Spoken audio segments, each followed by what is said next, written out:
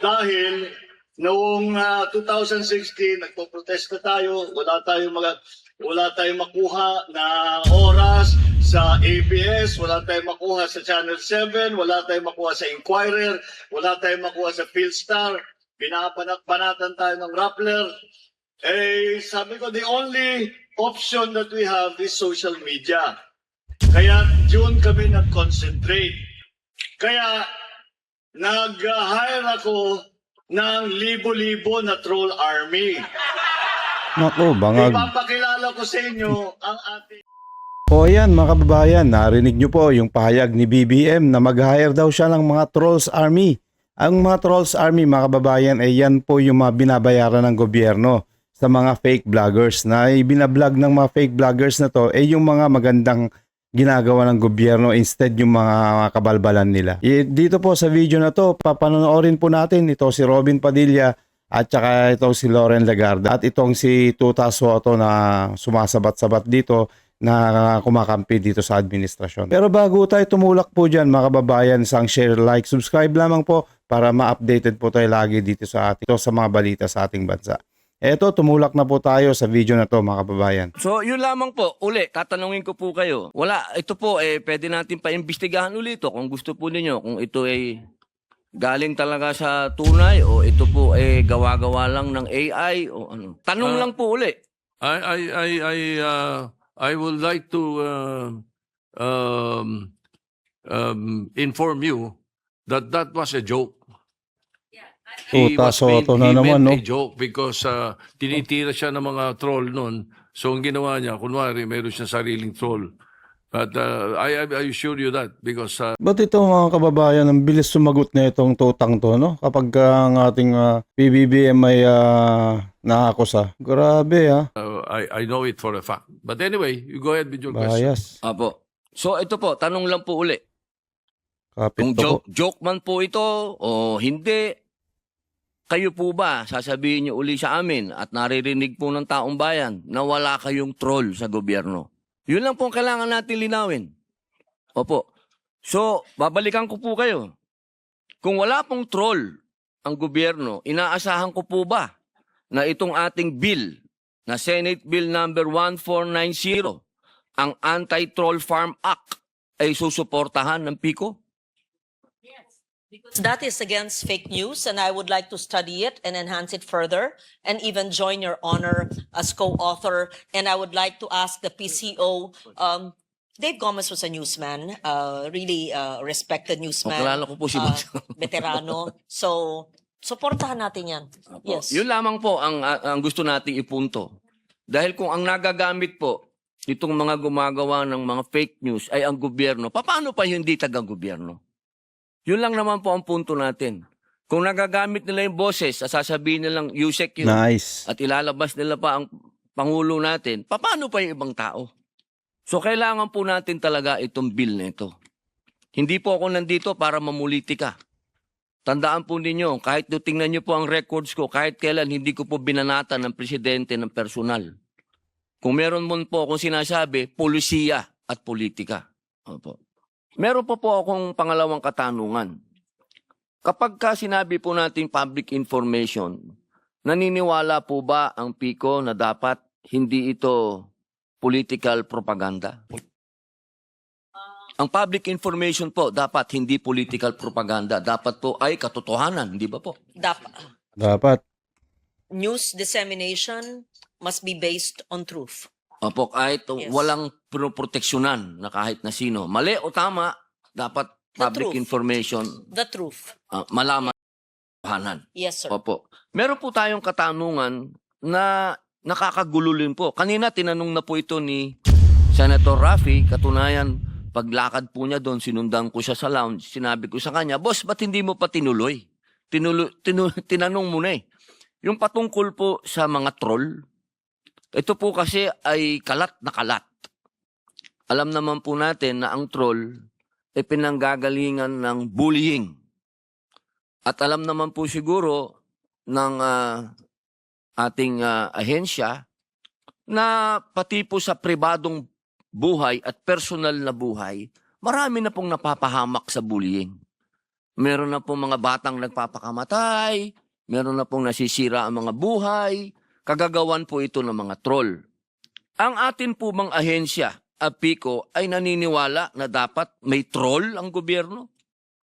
Hindi ko kailangan sagutin, itanong sa kanila. Dapat wala. Ayon sa kanila po, ay wala. Pero actually, talaga bang wala? Sa mga resources na binibigay sa inyo, malay naman namin na wala. Kasi yan ang kalakaran. I mean, I'm speaking for myself. I mean, Opo. of course, the official statement. Again, I'm defending their budget. And I'm only saying this based on what is transmitted to me. But, not that I don't believe you, Secretary, but because it happens in real life, we don't know. So, I am told they do Na wala not have po. trolls. Opo. I am told they do not use government funds for fake news and trolls. All But- organic supporters. They're all organic supporters. And if you have any proof, please tell me. And I would be happy to call them out and to prove that to them. Meron po kasing, Yes. opo, maraming salamat po, ginang tagapangulo. Meron po kasing lumabas na voice recording, kung pwede po natin mapanood, para sa inyo po manggaling kung totoo ito o ito ay AIO o ito'y kagagawan lang ng mga ibang taong gustong manira. Pwede po natin mapakinggan. Tayo lang po Habang natin. wala pa po, ako po ay merong final na bill kasi. Ang tawag po natin dito ay Anti-Troll Farm Act. Kung pagbabasihan po natin yung sinabi ng ating mahal na senadora na ang gobyerno ay hindi dapat kinukonsinti ang troll farm, maaari po ba nating malaman kung Ayan na po. Humingi ka na naman ng dagdag. Puro palpak naman yung mga vlogger mo. Pasensya na, madam. Ginagawa naman po namin lahat yung mga script na pino-forward sa amin eh. Sinunod naman po namin. Puro nga kayo palpak eh. Puro kayo hingi ng budget. Wala naman nangyayari. Ilan ba hawak mo na class A? Wala po akong hawak na class A. Puro class D lang po. 20 na troll. Sino-sino yan? Yung grupo po ni Madarahog. Kasama sila Rosalinda at taga-Bukid. Yan ba yung matandang mukhang gorilla na puro live ang pinagagawa? Yes po, madam. Sila din po yung humingi ng dagdag sa budget nila weekly. Talagang kapos na kami magdadagdag. Puro naman walang kwentang ginagawa ng mga yan. At puro kayo kabubuhan sa totoo lang. Puro kayo palpak. Ang sakit naman magsalita, madam. Masakit ba? O masakit na ang bulsa namin dito? Sa totoo lang, nag-aabono na nga ako sa wala akong pera. Dahil sa kahingin nito si Madarao. Wala akong pakialam at problema mo yan. Napakabobo ng mga kinuha mo. Hay, nagsasawa na rin po ako, madam. Ganito na lang. I resign. Starting today. And remind lang po kita, record din to pag-uusap natin. Shit. Pinatayan ako. Ayon po sa mga... Pwede niyo pong sabihin hindi sa inyo galing ito, ha? Opo. Hindi ko po sinasabing sa inyo galing ito. Opo. Ang sinasabi Nice. lang po nila, ito daw po ay boses ng USEC. Sa totoo lamang po ba? Sino po ba ito?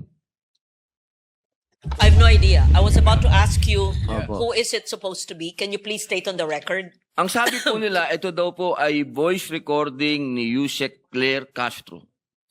Na daw siya po ay may kausap ng mga vlogger. So hindi po, sa inyo po hindi galing sa kanya. Opo.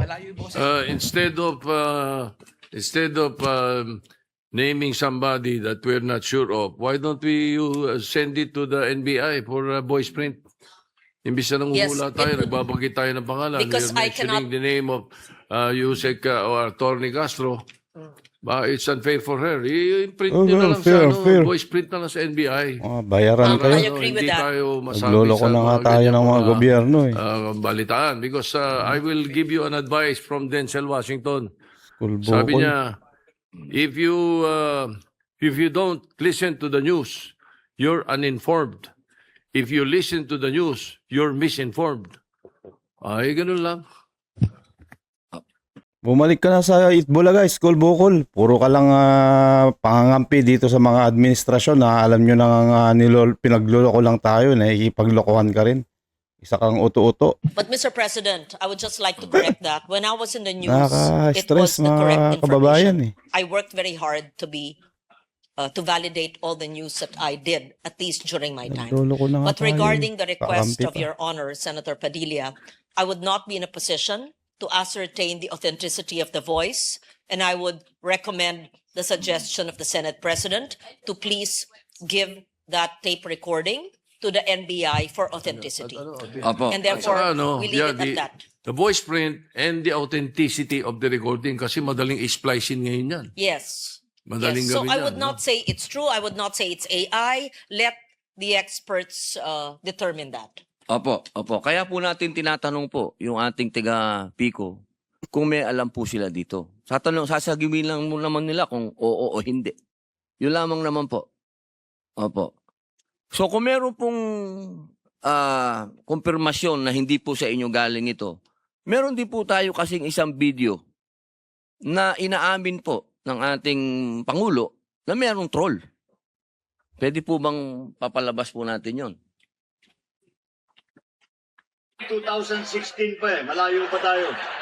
Ito, dahil noong 2016, nagpo-protesta tayo, wala tayong makuha na oras sa ABS, wala tayong makuha sa Channel 7, wala tayong makuha sa Inquirer, wala tayong makuha sa Philstar, binabanat-banatan tayo ng Rappler. Sabi ko, the only option that we have is social media. Kaya June kami nag-concentrate. Kaya nag-hire ako ng libo-libo na troll army. Ipapakilala ko sa inyo ang ating... So, yun lamang po. Uli, tatanungin ko po kayo.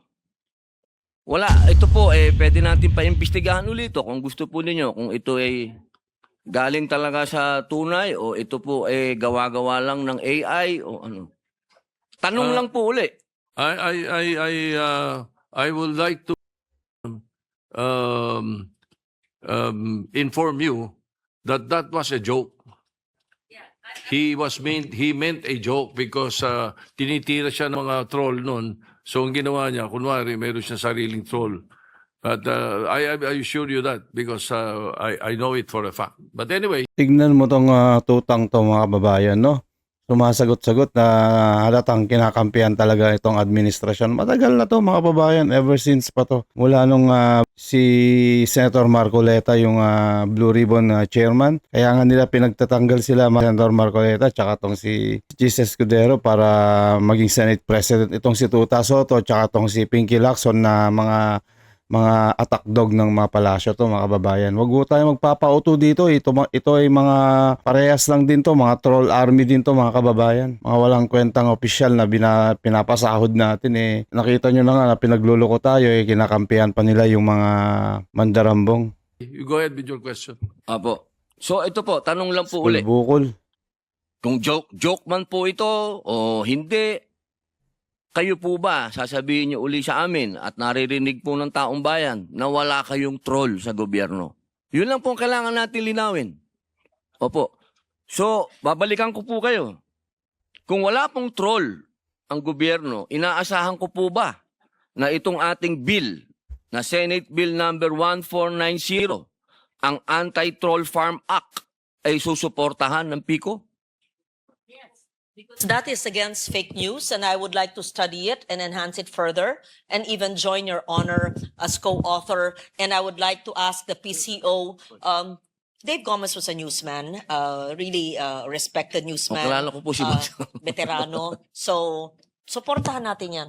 Yes. Yun lamang po ang gusto nating ipunto. Dahil kung ang nagagamit po nitong mga gumagawa ng mga fake news ay ang gobyerno, paano pa hindi taga-gobyerno? Yun lang naman po ang punto natin. Kung nagagamit nila yung boses, sasabihin nilang USEC yun, at ilalabas nila pa ang Pangulo natin, paano pa yung ibang tao? So kailangan po natin talaga itong bill na ito. Hindi po ako nandito para mamulitika. Tandaan po ninyo, kahit tingnan nyo po ang records ko, kahit kailan hindi ko po binanatan ng presidente ng personal. Kung meron mo po akong sinasabi, polisiya at politika. Opo. Meron pa pong uli. Yung pong fact-finding mechanism ng PICO, meron po ba kayong sarili ng kumbaga, grupo na gumagawa po nito para po sa fake news. Kasi naalala ko po, yung unang hearing ko po ng public information, nangako po sila sa akin na gagawa sila ng task force na hawak ng paghahanap ng fake news.